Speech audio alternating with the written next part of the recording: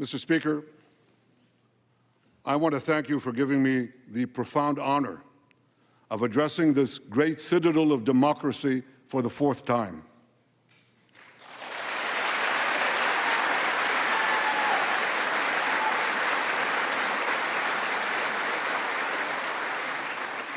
We meet today at a crossroads of history. Our world is in upheaval. In the Middle East, Iran's axis of terror confronts America, Israel, and our Arab friends. This is not a clash of civilizations. It's a clash between barbarism and civilization.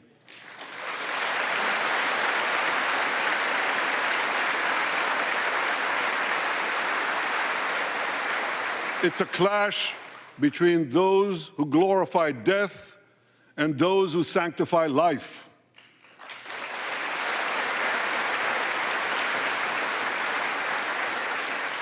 For the forces of civilization to triumph, America and Israel must stand together.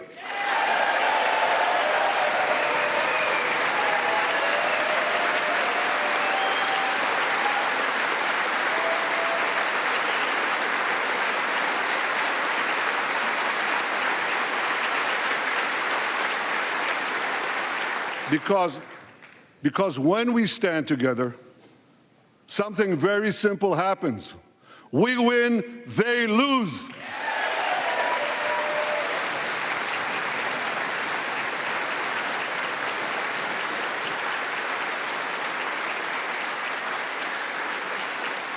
And my friends, I came to assure you today of one thing: we will win.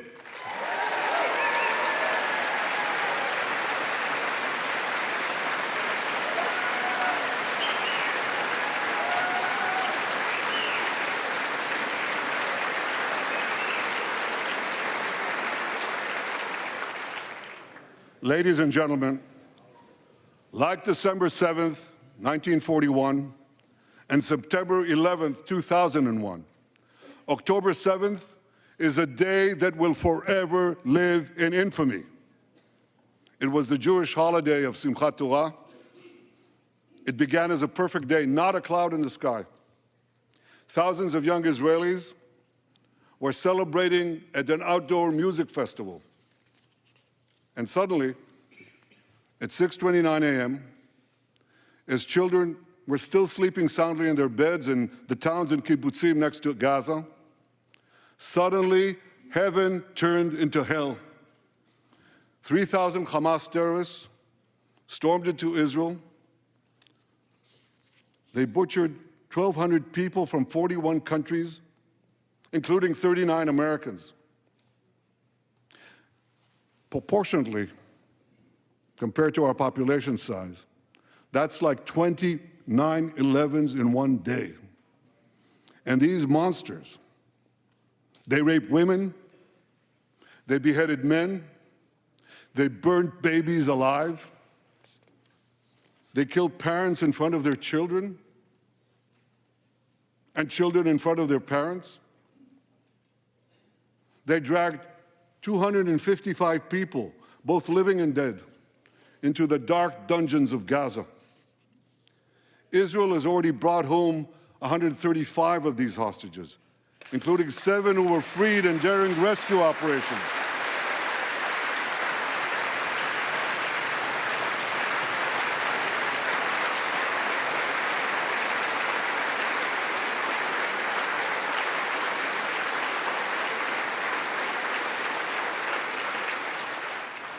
One of those freed hostages, Noor Gamani, is here in the gallery, sitting near my wife, Sarah. On the morning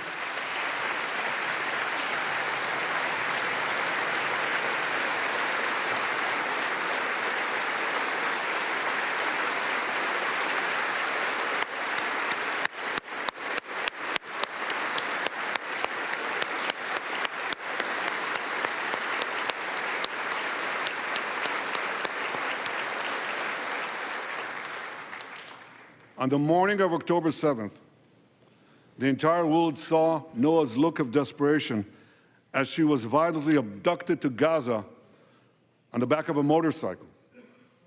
I met Noah's mother, Leora, a few months ago.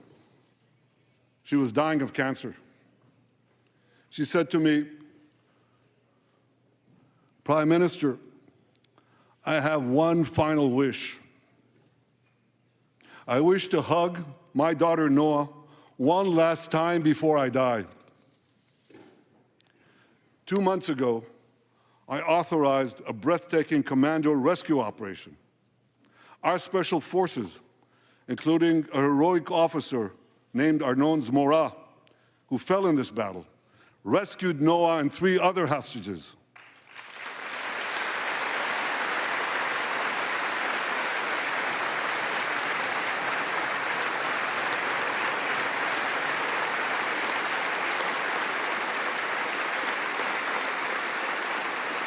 Noah, I think it's one of the most moving things. When Noah was reunited with her mother, Leora, and her mother's last wish came true. Noah, we're so thrilled to have you with us today. Thank you.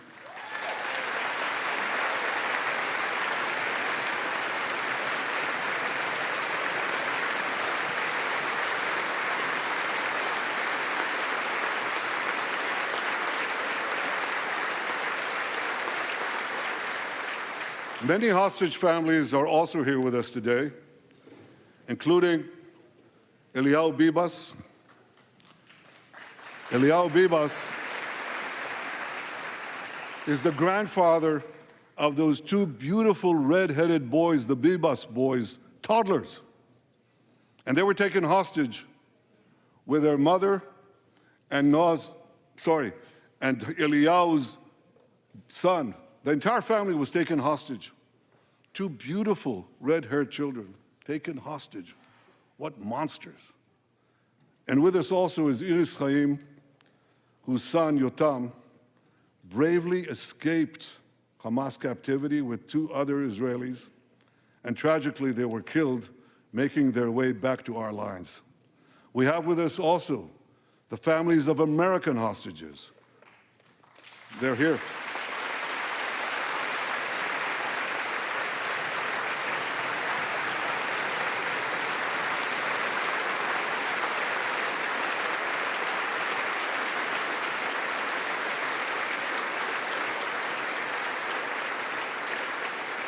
The pain these families have endured is beyond words.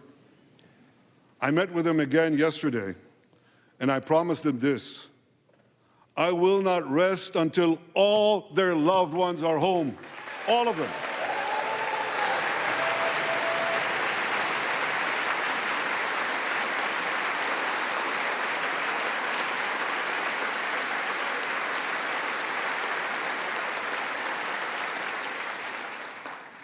As we speak, we're actively engaged in intensive efforts to secure their release, and I'm confident that these efforts can succeed. Some of them are taking place right now.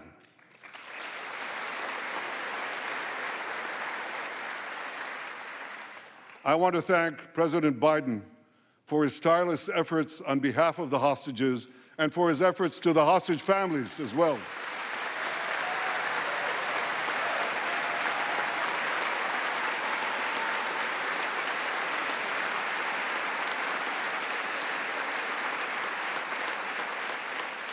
I thank President Biden for his heartfelt support for Israel after the savage attack on October 7th.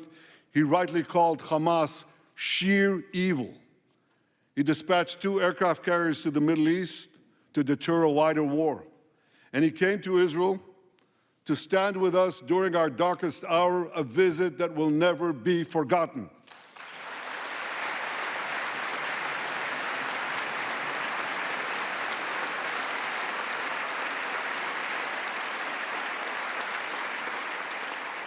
President Biden and I have known each other for over 40 years. I want to thank him for half a century of friendship to Israel and for being, as he says, a proud Zionist. Actually, he says, a proud Irish-American Zionist.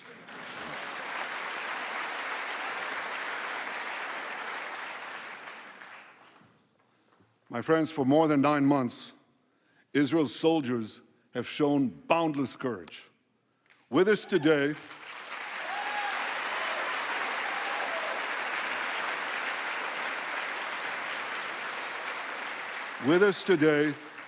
is Lieutenant Avichai Reuven.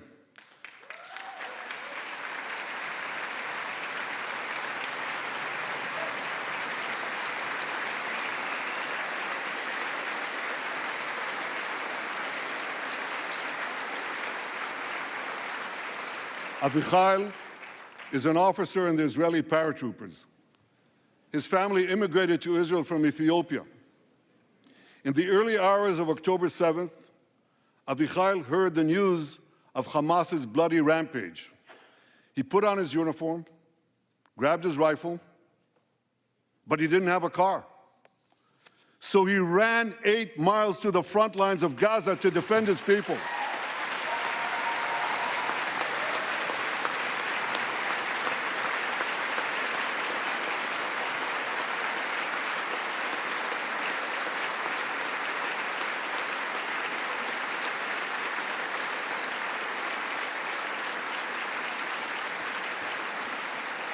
You heard that right. He ran 8 miles, came to the front lines, killed many terrorists, and saved many, many lives. Avichai, we all honor your remarkable heroism. Another Israeli is with us here today, and he's stand up right next to Avichai. This is Master Sergeant Ashraf al-Bakhiri.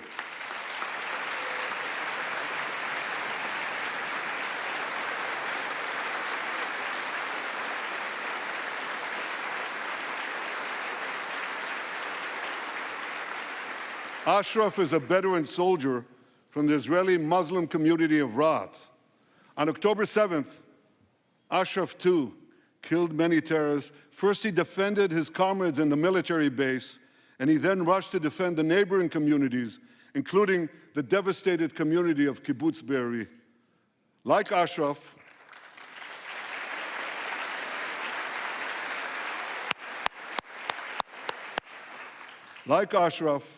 the Muslim soldiers of the IDF fought alongside their Jewish, Druze, Christian, and other comrades in arms with tremendous bravery.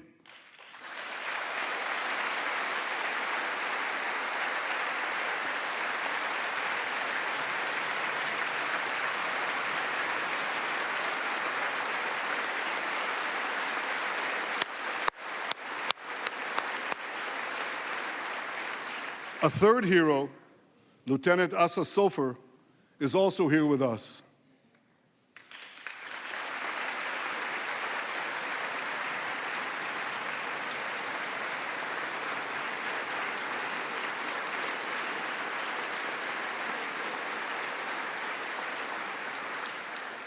Asa fought as an officer in the Tank Corps, and he was wounded in battle.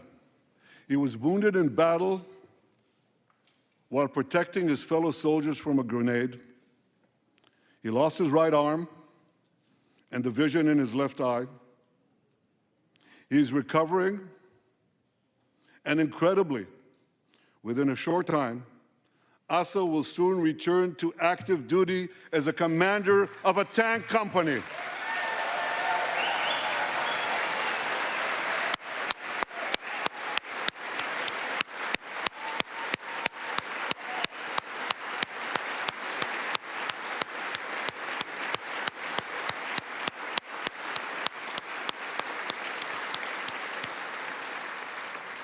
I just learned there is a fourth hero here, Lieutenant Jonathan Ben Chamo, who lost a leg in Gaza and continued to fight.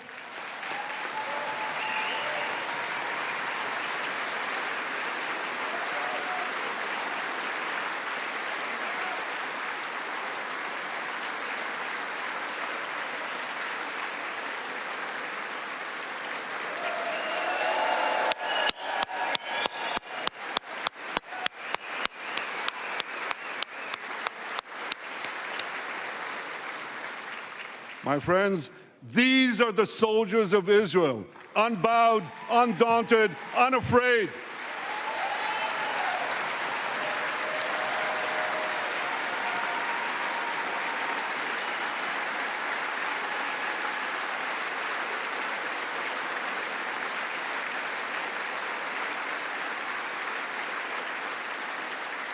As the Bible says, Am kelavi yakum. They shall rise like lions. They have risen like lions. The lions of Judah, the lions of Israel.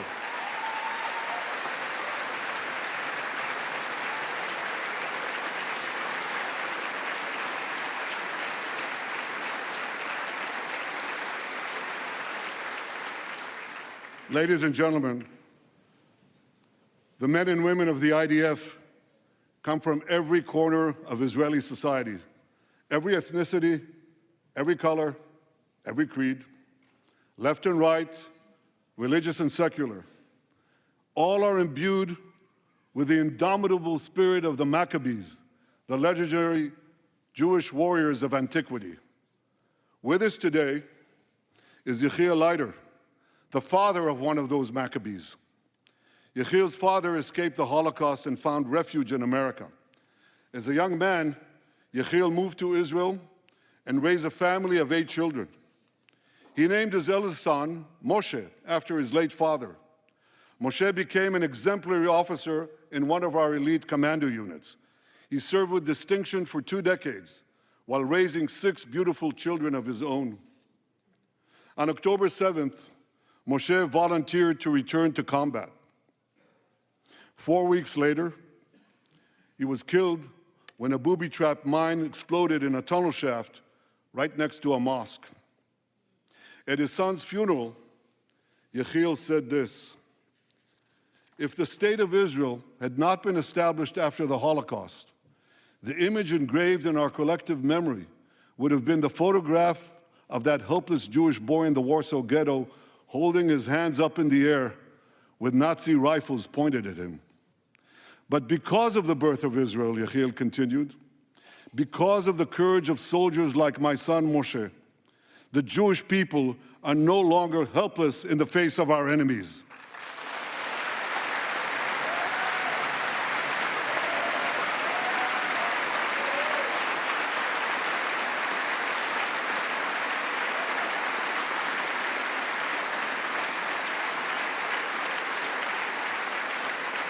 Yechiel, please rise so we can honor your son's sacrifice.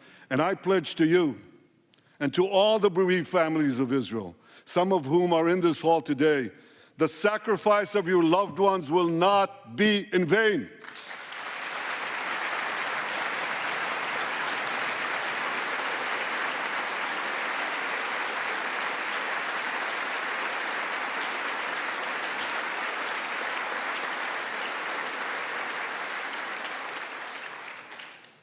It will not be in vain because for Israel, never again must never be an empty promise. It must always remain a sacred vow. And after October 7th, never again is now.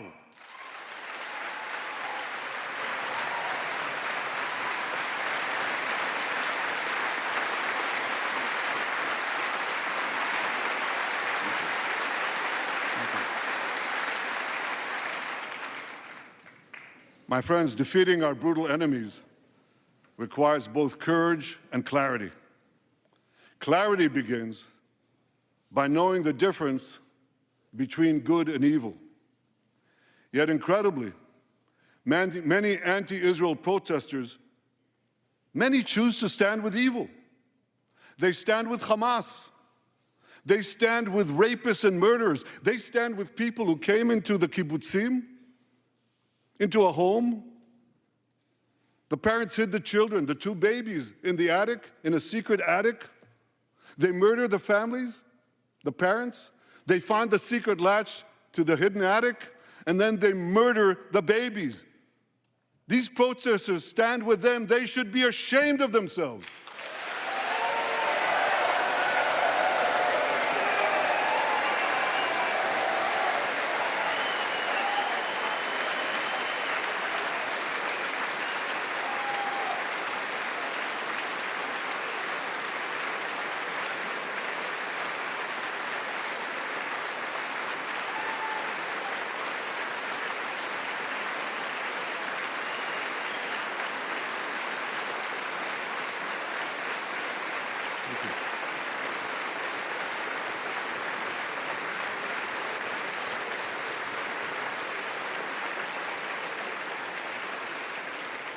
They refuse to make the simple distinction between those who target terrorists and those who target civilians, between the democratic state of Israel and the terrorist thugs of Hamas. We recently learned from the National Security Director, U.S. Director of National Intelligence, that Iran is funding and promoting anti-Israel protests in America. They want to disrupt America. So these protesters burn American flags even on the 4th of July. And I wish to salute the fraternity brothers at the University of North Carolina who protected the American flag against these anti-Israel protesters.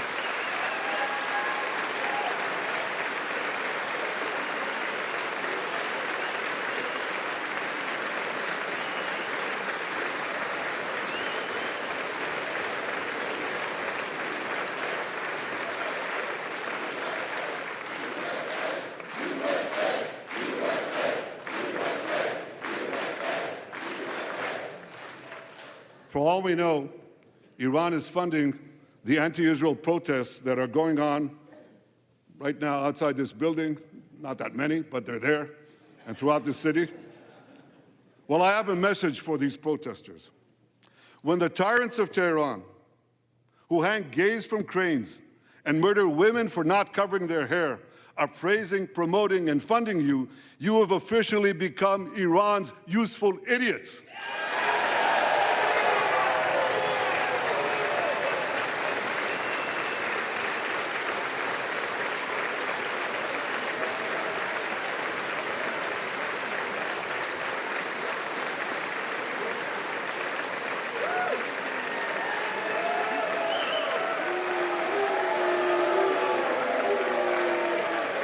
Some of these protesters, it's amazing, absolutely amazing. Some of these protesters hold up signs proclaiming gays for Gaza. They might as well hold up signs saying chickens for KFC.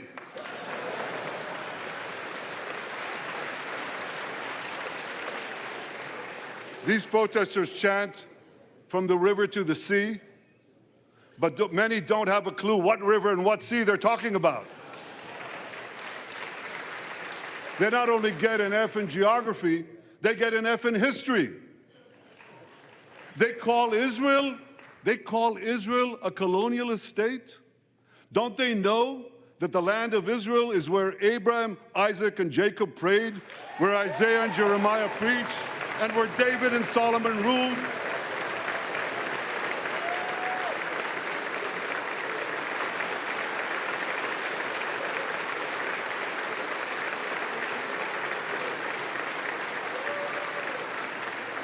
For nearly 4,000 years, the land of Israel has been the homeland of the Jewish people. It's always been our home. It will always be our home.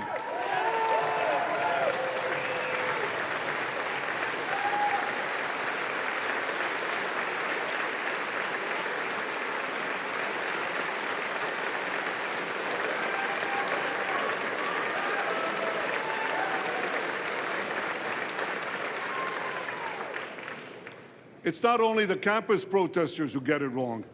It's also the people who run those campuses. 80 years after the Holocaust, the presidents of Harvard, Penn, and I'm ashamed to say my alma mater, MIT, couldn't bring themselves to condemn the calls for the genocide of Jews. You remember what they said?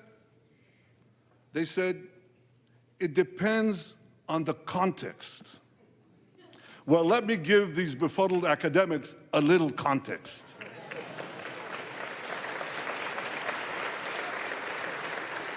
Anti-Semitism is the world's oldest hatred. For centuries, the massacre of Jews was always preceded by wild accusations.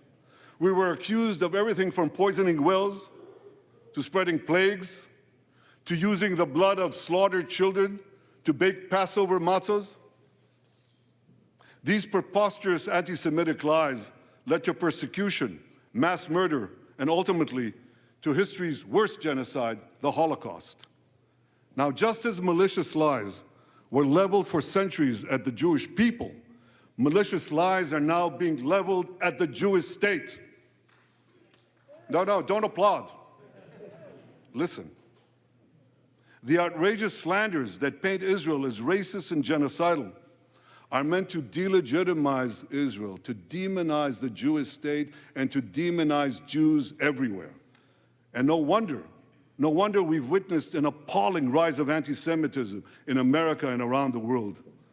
My friends, whenever and wherever we see the scourge of anti-Semitism, we must unequivocally condemn it and resolutely fight it, without exception.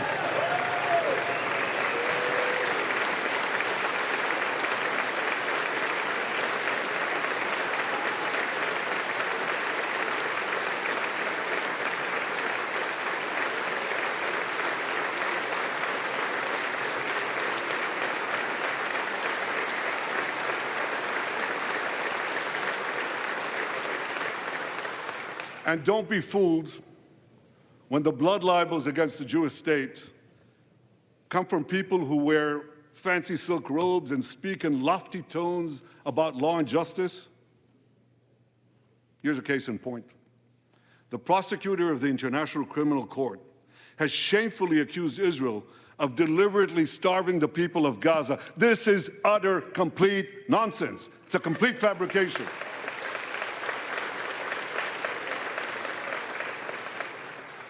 Israel has enabled more than 40,000 aid trucks to enter Gaza. That's 500,000 tons of food.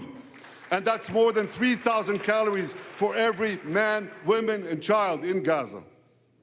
If there are Palestinians in Gaza who aren't getting enough food, it's not because Israel is blocking it, it's because Hamas is stealing it.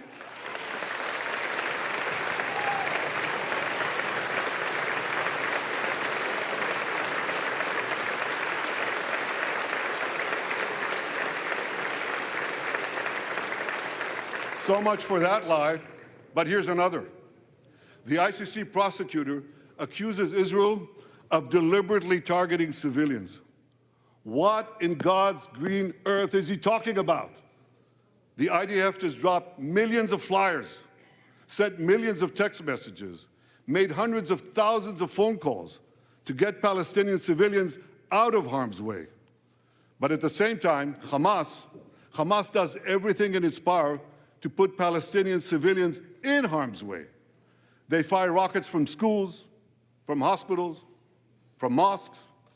They even shoot their own people when they try to leave the war zone. A senior Hamas official, Fathi Hamad, boasted, listen to this, he boasted that Palestinian women and children excel at being human shields. His words, excel at being human shields. What monstrous evil. For Israel, every civilian death is a tragedy. For Hamas, it's a strategy. They actually want Palestinian civilians to die so that Israel will be smeared in the international media and be pressured to end the war before it's won. This would enable Hamas to survive another day and, as they vowed, to carry out October 7th again and again and again. Well, I want to assure you, no matter what pressure is brought to bear, I will never allow that to happen.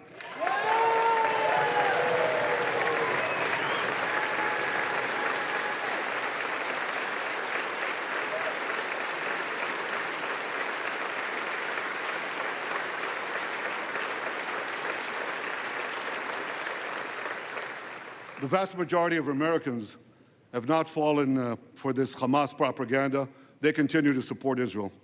And I want to say thank you, America, and thank you, senators and House members who continue to support us, continue to support Israel, continue to support the truth and see through the lies. But as for the minority that may have fallen for Hamas's cons job, I suggest you listen to Colonel John Spencer. John Spencer is head of urban warfare studies at West Point. He studied every major urban conflict. I was going to say in modern history. He corrected me, no, in history. Israel, he said, has implemented more precautions to prevent civilian harm than any military in history and beyond what international law requires.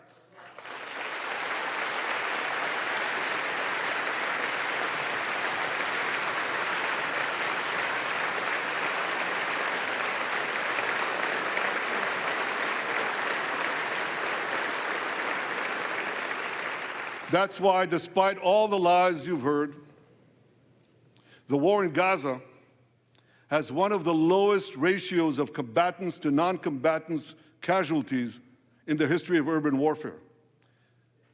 And you want to know where it's lowest in Gaza? It's lowest in Rafah. In Rafah. Remember what so many people said? If Israel goes into Rafah, there'll be thousands, maybe even tens of thousands of civilians killed. Well, last week, I went into Rafah. I visited our troops as they finished fighting Hamas's remaining terrorist battalions. I asked the commander there, how many terrorists did you take out in Rafah? He gave me an exact number, 1,203. I asked him, how many civilians were killed? He said, Prime Minister, practically none, with the exception of a single incident where shrapnel from a bomb hit a Hamas weapons depot and unintentionally killed 24 people. The answer is practically none. You want to know why? Because Israel got the civilians out of harm's way, something people said we could never do, but we did it.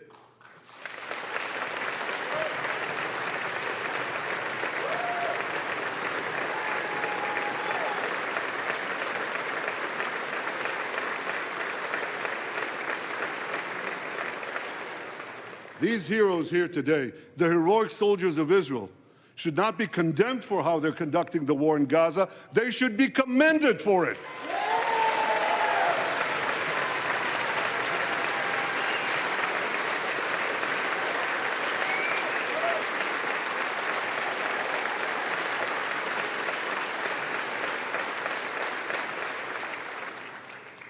I want to thank all of you here today who forcefully opposed the false accusations of the ICC and stood up for the truth. These lies are not only libelous, they're downright dangerous. The ICC is trying to shackle Israel's hands and prevent us from defending ourselves. And if Israel's hands are tied, America is next. And I'll tell you what else is next. The ability of all democracies to fight terrorism will be imperiled. That's what's on the line. So let me assure you, the hands of the Jewish state will never be shackled. Israel will always defend itself.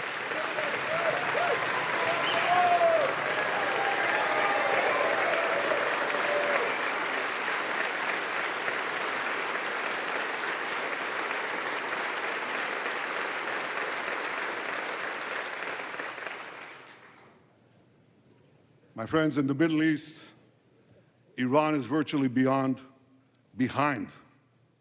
all the terrorism, all the turmoil, all the chaos, all the killing. And that should come as no surprise. When he founded the Islamic Republic, Ayatollah Khomeini pledged, "We will export our revolution to the entire world."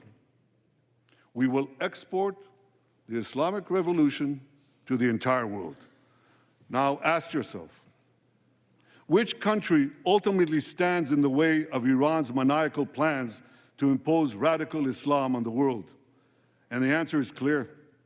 It's America, the guardian of Western civilization and the world's greatest power.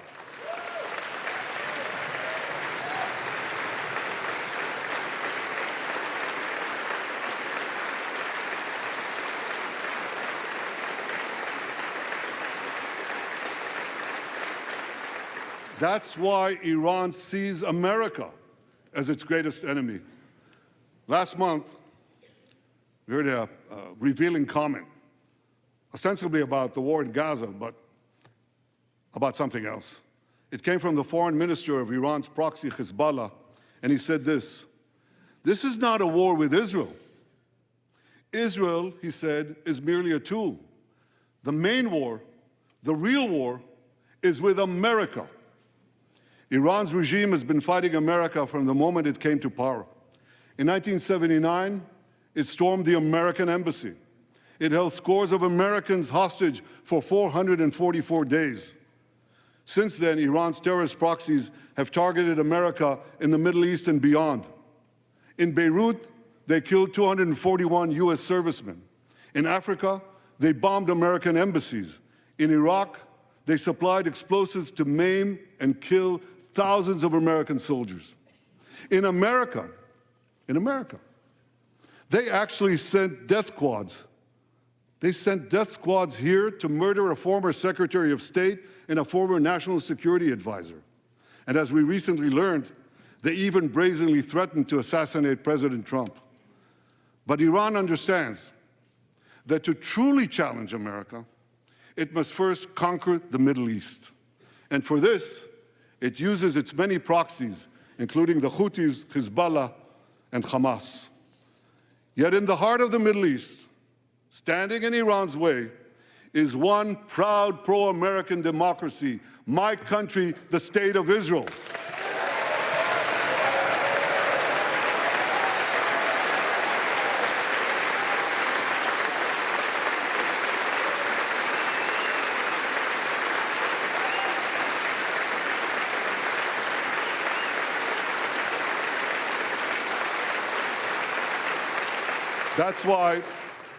That's why the mobs in Tehran chant death to Israel before they chant death to America. For Iran, Israel is first, America is next. So when Israel fights Hamas, we're fighting Iran. When we fight Hezbollah, we're fighting Iran. When we fight the Houthis, we're fighting Iran. And when we fight Iran, we're fighting the most radical and murderous enemy of the United States of America. And one more thing. When Israel acts to prevent Iran from developing nuclear weapons that could destroy Israel and threaten every American city, every city that you come from, we're not only protecting ourselves, we're protecting you.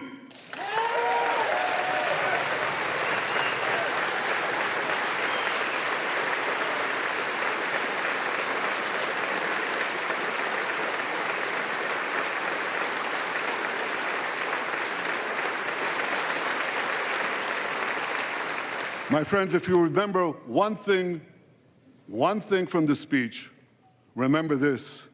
Our enemies are your enemies. Our fight is your fight. And our victory will be your victory.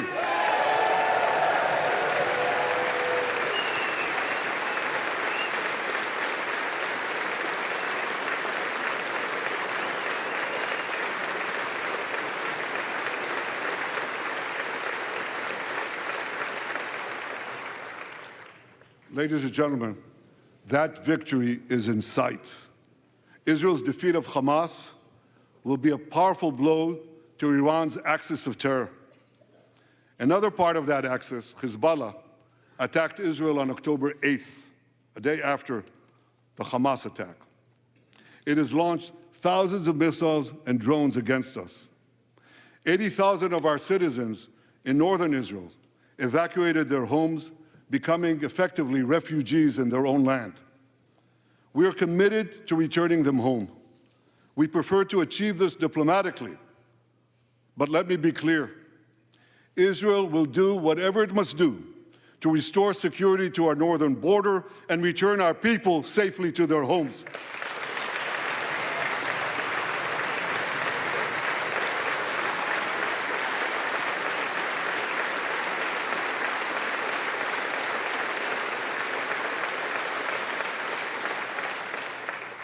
Last Friday, a third Iranian proxy, the Houthis, attacked Tel Aviv with a deadly drone. It exploded a few hundred feet from the American consulate, killing one person and injuring 9. On Saturday, I authorized a swift response to that attack. All our enemies should know this. Those who attack Israel will pay a very heavy price. And as we defend ourselves,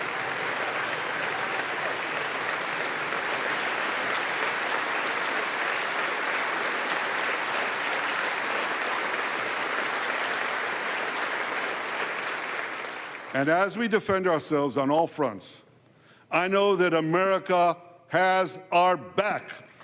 And I thank you for it. All sides of the aisle, thank you.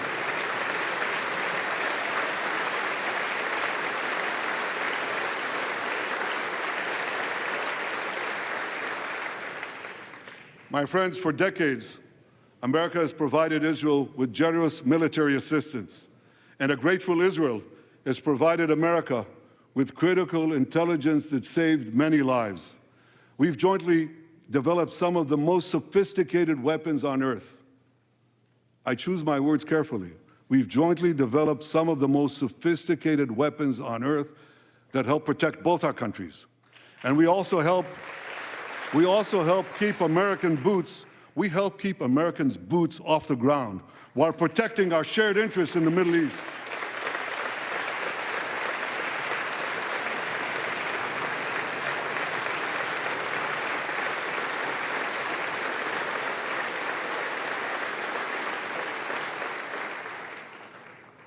I deeply appreciate America's support, including in this current war.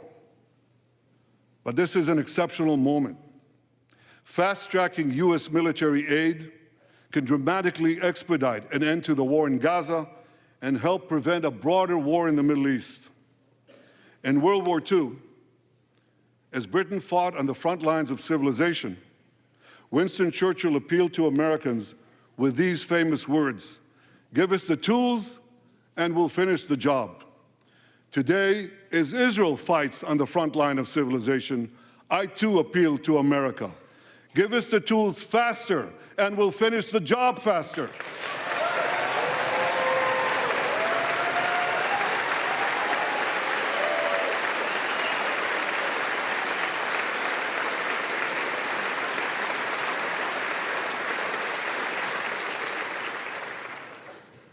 My dear friends, the war in Gaza could end tomorrow if Hamas surrenders, disarms, and returns all the hostages.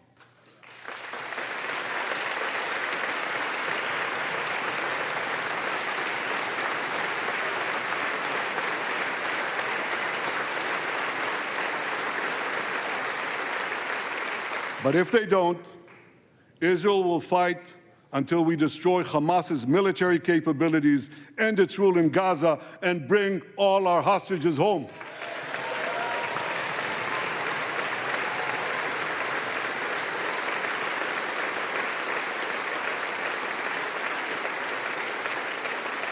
That's what total victory means, and we will settle for nothing less.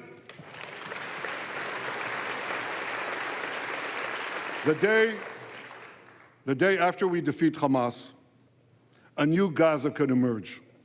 My vision for that day is of a demilitarized and de-radicalized Gaza. Israel does not seek to resettle Gaza, but for the foreseeable future, we must retain overriding security control there to prevent the resurgence of terror, to ensure that Gaza never again poses a threat to Israel.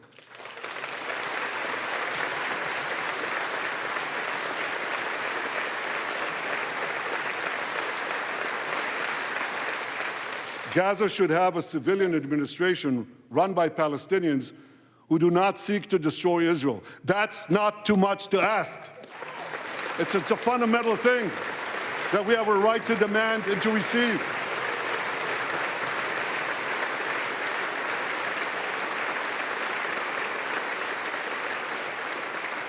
A new generation of Palestinians must no longer be taught to hate Jews, but rather to live in peace with us.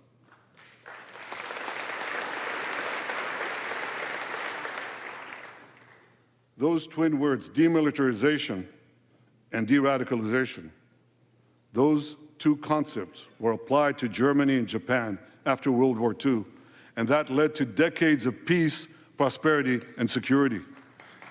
Following our victory, with the help of regional partners, the demilitarization and de-radicalization of Gaza can also lead to a future of security, prosperity, and peace. That's my vision for Gaza.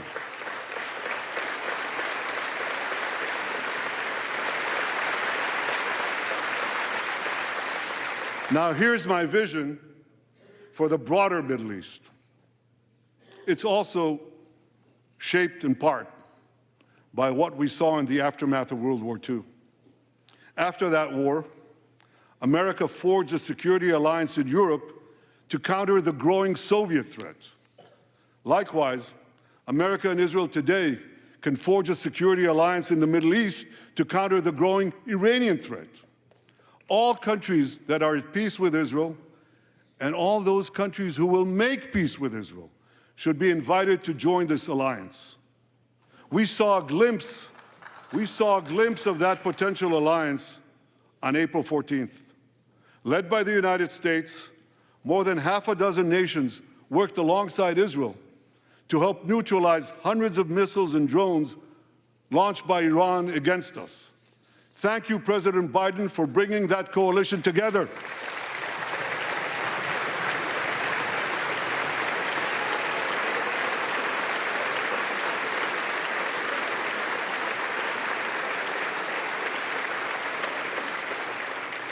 The new alliance I envision would be a natural extension of the groundbreaking Abraham Accords. Those accords saw peace forged between Israel and 4 Arab countries, and they were supported by Republicans and Democrats alike. We could call, I have a name for this new alliance.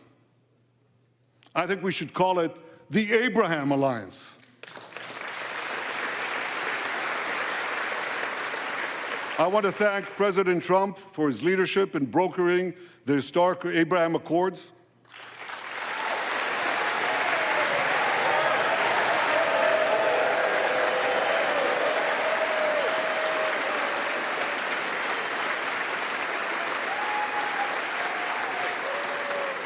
Like Americans, Israelis were relieved that President Trump emerged safe and sound from that dastardly attack on him, dastardly attack on American democracy.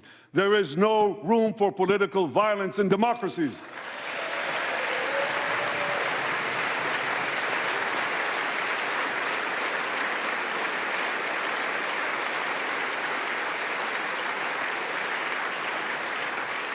I also want to thank President Trump for all the things he did for Israel, from recognizing Israel's sovereignty over the Golan Heights, to confronting Iran's aggression, to recognizing Jerusalem as our capital and moving the American embassy there.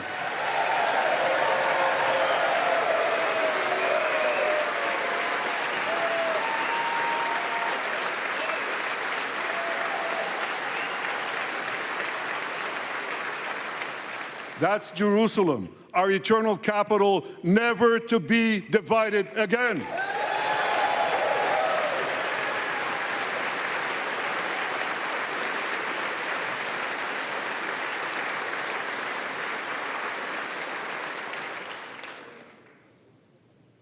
My dear friends, Democrats and Republicans, despite these times of upheaval, I'm hopeful about the future.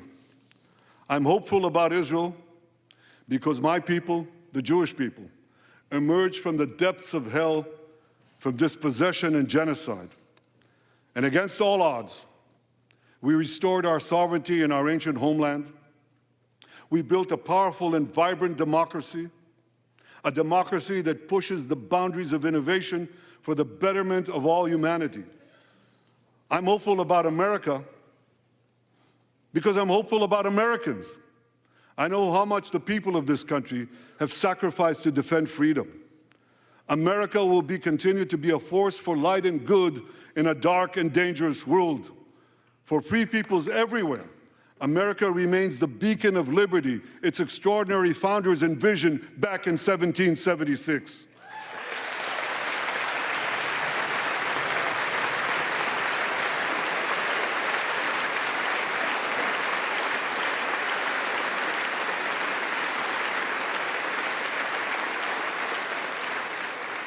Working together, I'm confident that our two nations will vanquish the tyrants and terrorists who threaten us both. As Israel's Prime Minister, I promise you this: no matter how long it takes, no matter how difficult the road ahead, Israel will not relent Israel will not bend. We will defend our land. We will defend our people. We will fight until we achieve victory. Victory over liberty, rather victory of liberty over tyranny, victory of life over death, victory of good over evil. That's our solemn commitment.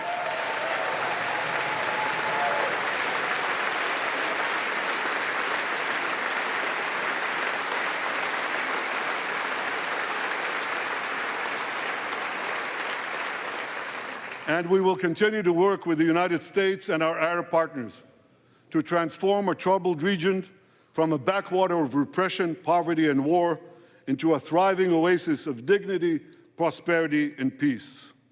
In this noble mission, as in many others, Israel will always remain America's indispensable ally. Through thick and thin,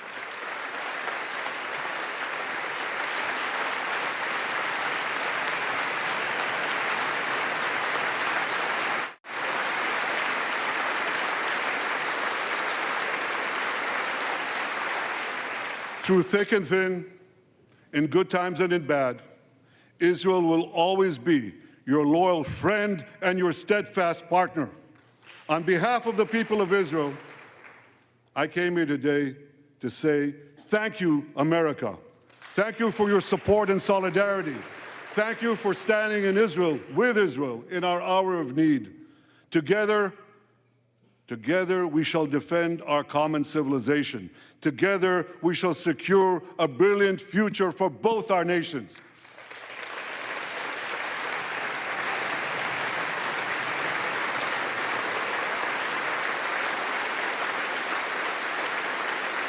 May God bless Israel, may God bless America, and may God bless the great alliance between Israel and America forever.